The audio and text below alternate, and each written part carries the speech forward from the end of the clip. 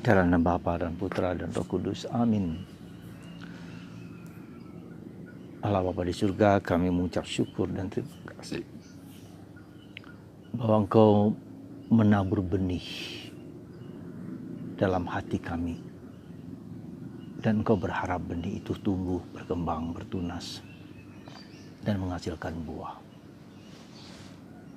Semoga kami terus menyiraminya, memupuknya, membuat menjadi subur, menjadi tanah yang subur, sehingga kami menghasilkan buah kekudusan, cinta kasih, dan iman serta harapan yang teguh. Berkatilah kami supaya kami tidak mudah putus asa, terutama di tengah segala kesulitan dan penderitaan. Terpujilah namamu kini dan sepanjang segala masa. Amin.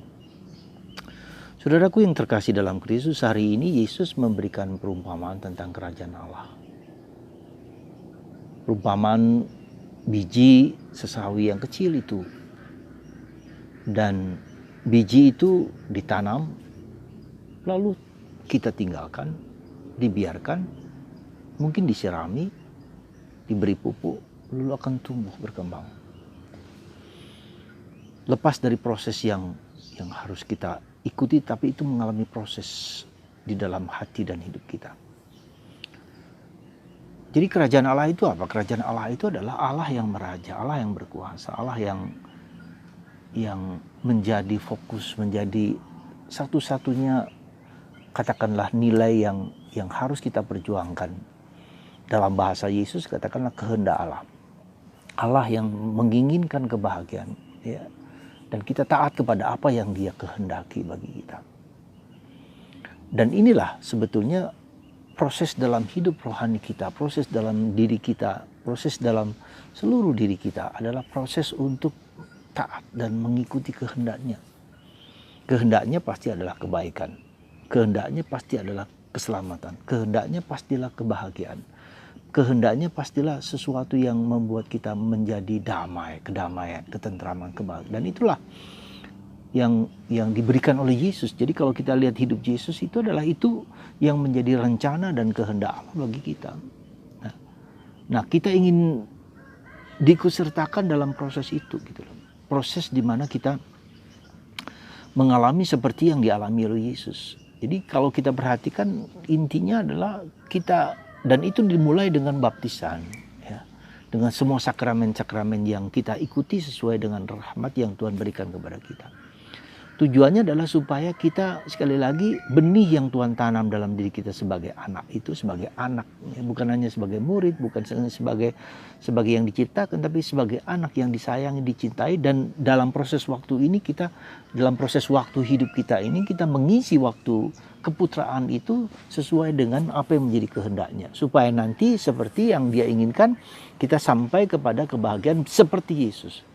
Dan seperti Yesus mengatakan, di mana aku berada, aku ingin kamu semua berada bersama aku. Jadi sebetulnya itulah rencana keselamatan yang Tuhan berikan kepada kita. Ya, rencana. Nah, kita tahu bahwa ternyata bahwa untuk mengikuti Yesus itu bukanlah yang gampang.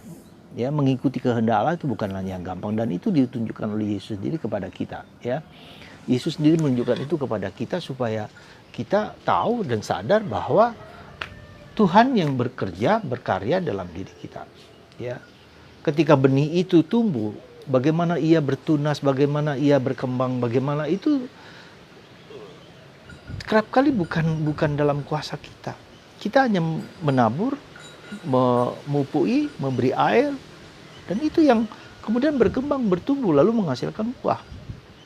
Ketika ada pohon-pohon, ada dahan-dahan yang tidak berguna, kita potong, kita bersihkan, ya, dari segala gulma-gulma yang tidak bagus dan sesuatu yang mengganggu, ya kita bersihkan supaya menghasilkan buah yang bagus. Saudaraku yang terkasih dalam Kristus, jadi itulah dalam hidup kita berproses. Sekali lagi, pertama-tama kita katakan kita berproses. Ada proses jatuh bangun, ada proses gagal berhasil, ada jatuh dan bangun, ada waktu, dan itu bukan proses itu butuh waktu, ya. Tidak sekali jadi, tidak sekali membentangkan tangan kita lalu terjadi sesuatu. Itu yang pertama. Kedua, proses itu juga berarti ada di dalam batin. Jadi bukan sesuatu yang lahir ya, tapi yang ada dalam batin ya.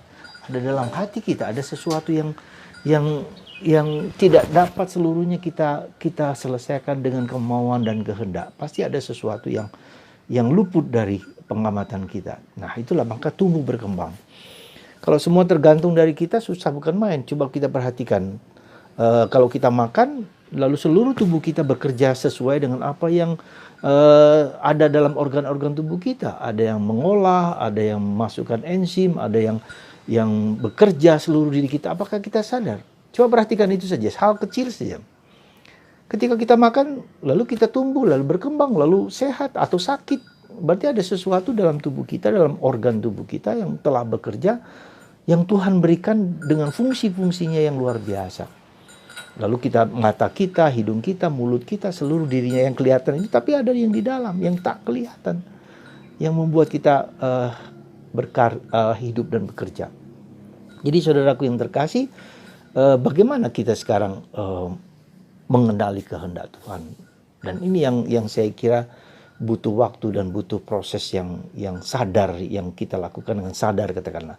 Sekali lagi kita lakukan dengan sadar. Nah, bagaimana orang dibuat sadar? Itu dengan penderitaan. Seringkali dengan penderitaan, dengan masalah itu kita dibuat sadar, kita dibuat terbangun mata kita. Kita dibuat terbuka mata kita. Ya. Wah, jadi jangan dikira bahwa penderitaan itu bukan tanpa makna. Ya. Nah, sekarang kita lihat saja dengan COVID-19 ini. Ya, sudah setahun dan itu membuat kita sadar nggak, gitu loh. Kita membuat kita terbangun nggak, mata kita terlihat nggak? Kalau tidak ya terserah Anda, terserah kita semua. Ya, jadi ini bukan main-main, kelihatannya bukan main-main, sungguh-sungguh bukan main-main. Semakin setiap hari, kemarin ada 300-an orang meninggal satu hari dalam sehari seluruh Indonesia. Kepada siapa saja? Dalam waktu yang singkat, dalam waktu yang cepat. Ya, berapa hari lalu seorang imam kami ya, masuk rumah sakit 4-5 hari langsung meninggal. Kita tidak tahu persis. Ya, nah, seperti ini. Jadi ini mungkin cara Tuhan mendidik kita, membina kita, menunjukkan kepada kita, ya harus ada penderitaan supaya orang sadar. Kalau tidak, nggak akan sadar. Ya. Nah, kerajaan Allah sekarang apa? Lalu Allah di mana? Allah ada di dalam penderitaan itu, Allah dalam situasi seperti itu, dan kita mulai berdialog, mengajak bicara, berwawan muka, berwawancara, berbicara dengan hati ke hati dengan dia. Ya. Dan itu tidak lagi bersifat komunal, bersifat komuniter, tapi bersifat personal. Yang diminta Tuhan pada zaman ini menurut saya adalah aspek personal, aspek individual. Ya. Tidak lagi saya menggantungkan diri pada orang lain, bahkan pada imam sekalipun, pada siapapun, tapi saya pribadi. Beranikah saya memberikan waktu, tenaga, kesempatan untuk menjadi sadar, gitu, untuk menjadi tahu.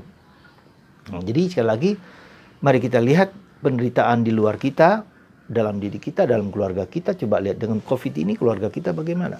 Relasi dalam keluarga kita bagaimana? Ada yang dangkal, ada yang mudah marah, ada yang mudah kecewa, segala macam muncul semua. Dan itu tanda bahwa kita tidak pernah mengolah, ya, memupuk hati kita.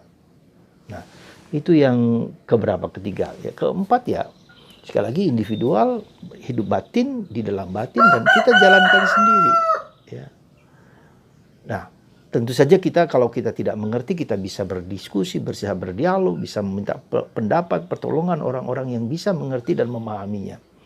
Jadi sekali lagi saudaraku yang terkasih dalam Kristus, ya, benih itu kecil dan kita melakukan hal-hal kecil, bukan hal-hal yang besar. Dikatakan oleh Yesus, benih itu kecil sekali. Ya, lakukanlah yang baik, yang kecil sekalipun, apapun juga, sekecil apapun. Ya. Kita mendoakan orang A, orang B, orang C, dan segala macam, mohon kepada Tuhan belas kasihannya, rahmatnya. Nah, ketika terakhir saya melihat bahwa COVID ini adalah kita menggantungkan diri kepada kehendak Tuhan. Ya.